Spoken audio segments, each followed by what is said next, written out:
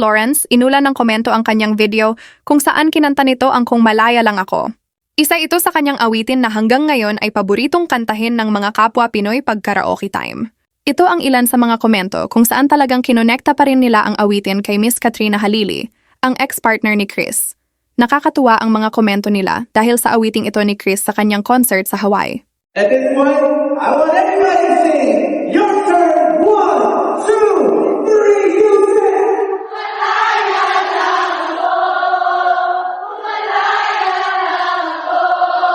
Ibang sigawan ko, mahal na. Pumalaya lang ako. Go sing.